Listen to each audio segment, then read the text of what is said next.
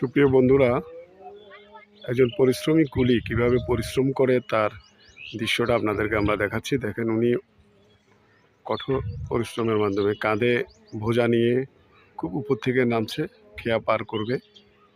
বাজার থেকে নিয়ে আসতেছে বোঝাটা, উনি বোঝাটা নিয়ে আস্তে আস্তে নামছে।